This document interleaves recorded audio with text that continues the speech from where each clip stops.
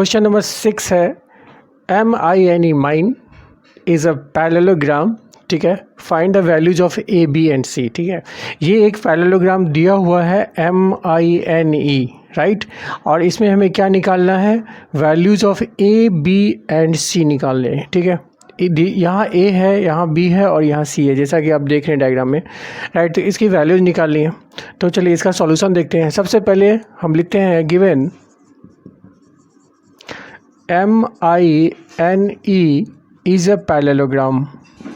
अगर ये पैरेललोग्राम है तो इसकी जो प्रॉपर्टीज़ है उसका यूज़ करते हुए हम A, B और C का मेजरमेंट निकालेंगे। ठीक है, तो सबसे पहले हम देखते हैं कि जो ये पैरेललोग्राम है उसकी एक प्रॉपर्टी होती है कि इसके जो अपोजिट एंगल्स हैं वो इक्वल होते हैं। ठीक है, तो यहाँ से A इक्वल्स टू आप लिख सकते हैं 100 degree. Therefore angle A equals to 100 degree. Bracket में लिखेंगे आप अपोजिट एंगल्स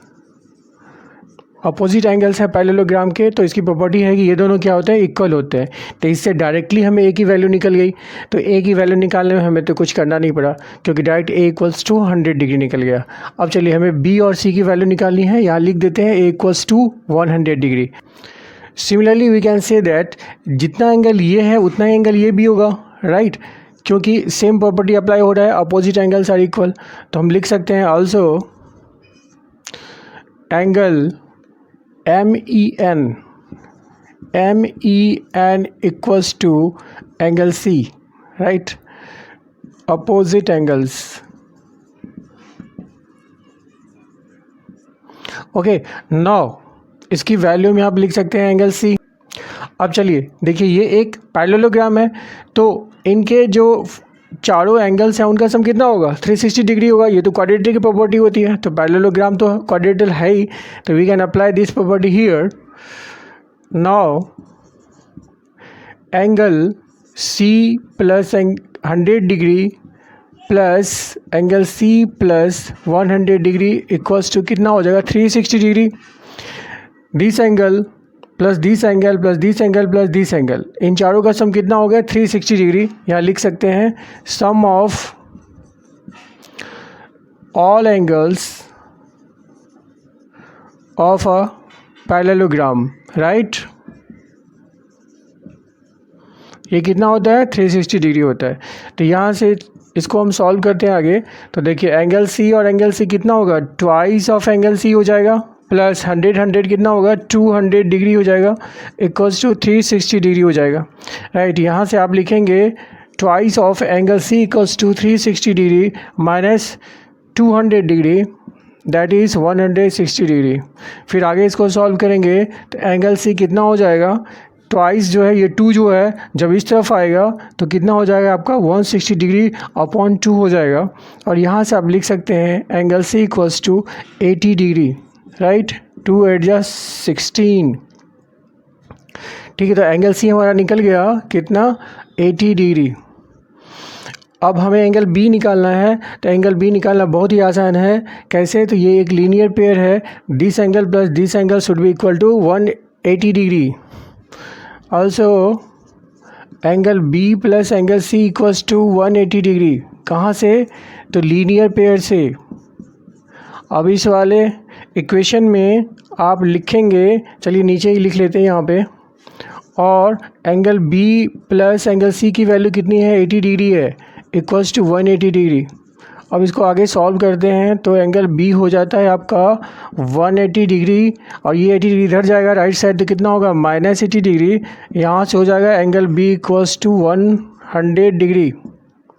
तो इस तरह से हमने एंगल A, एंगल B और एंगल C की वैल्यूज़ निकाली, right. These are the solutions, और you can write here answer. दिया हुआ है given angle Z plus angle X equals to 180 degree, right.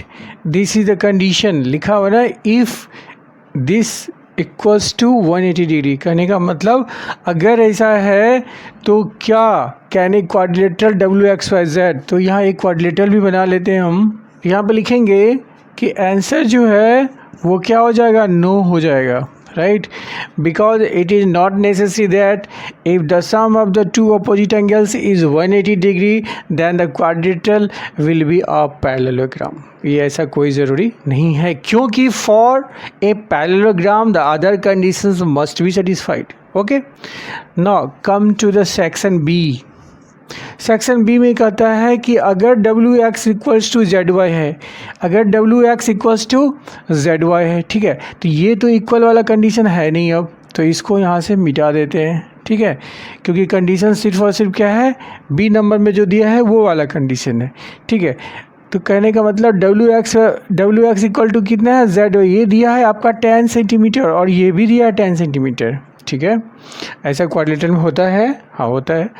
W Z equals to this one 5 centimetre and X Y equal to 5.5 centimetre, तो ये भी तो equal होना चाहिए, राइट। तो ये तो इक्वल हुआ नहीं, क्योंकि ये 5 है तो ये कितना है, 5.5, ठीक है। तो ये दोनों इक्वल नहीं है, इसलिए फिर क्वाड्रिलेटरल नहीं होगा, ठीक है। सिंस जेड डब्ल्यू या W Z is not equal to X Y, therefore it will not be a parallelogram. Clear. तो आंसर में क्या लिखेंगे हम, आंसर में लिखेंगे नो। ओके, आइए सेक्शन सी में देखते हैं क्या है condition. Angle W equal to 70 degree, इसके लिए एक अलग क्वाड्रिलेटरल बना लेते हैं हम, डब्ल्यू एक्स वाई जेड, ठीक है।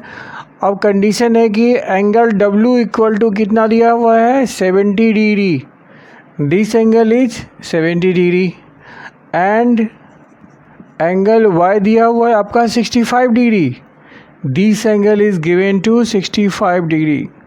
तो वो कंडीशन तो यही फेल हो जाता है, क्योंकि जो पैरेललोग्राम होता है उसके जो अपोजिट एंगल्स होते हैं वो इक्वल होते हैं। कहने का मतलब angle W should be equal to angle Y। तो क्या 70 65 के इक्वल है? Since angle W is not equal to angle Y, ठीक है, सो देयरफॉर क्या होगा, आंसर हो जाएगा नो हो जाएगा। चलिए क्वेश्चन नंबर 8 को सॉल्व करते हैं। The measures of two adjacent angles of a parallelogram are in the ratio 4:5। Find the measure of each of the angles of the parallelogram. ठीक है, तो सबसे पहले पैरेललोग्राम की बात हो रही है, तो हम एक पैरेललोग्राम ड्रॉ कर देते हैं, राइट। इस पैरेललोग्राम का आप नाम दे दीजिए ABCD। ओके, तो लिख सकते हैं let ABCD is a parallelogram. Okay, अब हम क्वेश्चन पे आते हैं। The measures of two adjacent angles. ठीक है, एडजेसेंट एंगल आपको पता है कि एंगल D और एंगल A क्या है, एडजेसेंट एंगल्स हैं। ठीक है, सिमिलरली एंगल C और B क्या है, एडजेसेंट एंगल्स है। ठीक है, क्योंकि ये लाइन जो है आपका DC और AB क्या है, पैरेलल है, क्योंकि ये एक पैरेललोग्राम है।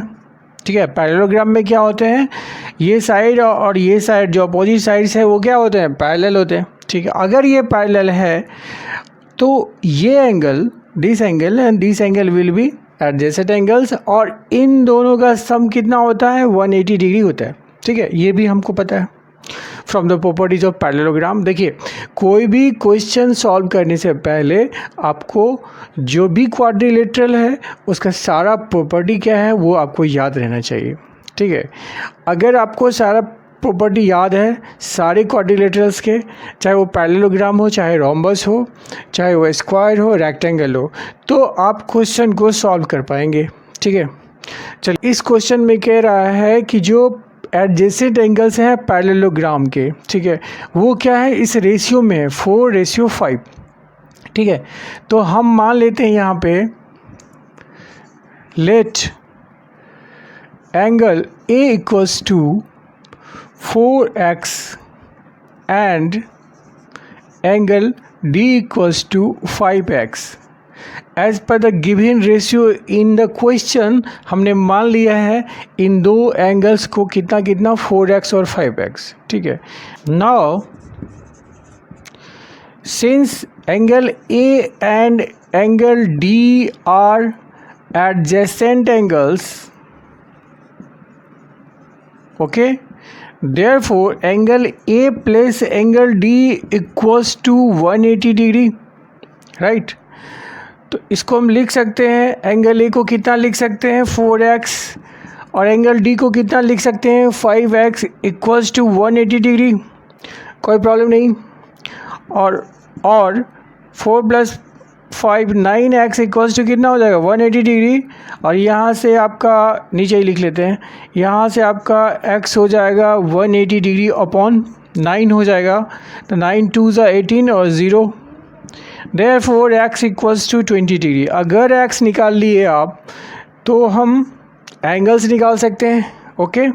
तो क्या लिख सकते हैं, therefore angle A equals to 4x, ठीक है। तो इससे हो जाएगा 4 × x की वैल्यू 20 डिग्री, तो 24 जा कितना होता है 80 होता है, एंड एंगल D कितना है 5x है, तो हो गया 5 × 20 डिग्री, दैट इज़ 100 डिग्री। तो इस तरह से हमने एडजेसेंट एंगल्स निकाल लिए हैं। ये कितना निकला, डी आपका निकला 80 डिग्री, और ये दिस वन एंगल ये निकला है आपका एंगल डी कितना निकला आपका 100 डिग्री, और एंगल ए है आपका 80 डिग्री, ठीक है। अब ये दोनों एंगल तो निकल गया। क्वेश्चन में कह रहा find the measure of each of the angles, ठीक है। ईच ऑफ द एंगल्स का मतलब angle A, angle B, angle C and angle D, चारों के चारों एंगल, ठीक है। ये निकालना है ऑफ द पैरेललोग्राम का।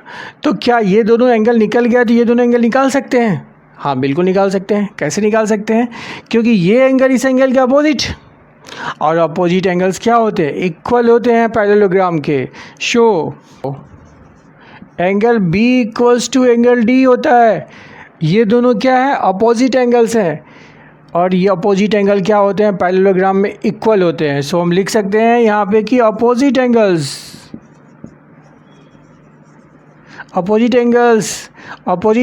Of a parallelogram are equal, so we can write angle B equals to angle D, और लिख सकते हैं angle B equals to angle D की वैल्यू दे लीजिए कितना है 100 डिग्री है, तो हमारा एंगल बी निकल गया। सिमिलरली सेम अप्लाई इधर भी होगा। This angle is 80 degree and this angle is also 80 degree because angle A and angle C are opposite angles of parallelogram. Similarly, angle C equals to angle A. यहाँ भी हम लिखेंगे कि ये दोनों क्या हैं, अपोजिट एंगल्स हैं, और अपोजिट एंगल्स क्या होते हैं, इक्वल होते हैं पैरेललोग्राम के। Therefore angle C equals to angle A की वैल्यू कितनी है 80 डिग्री है।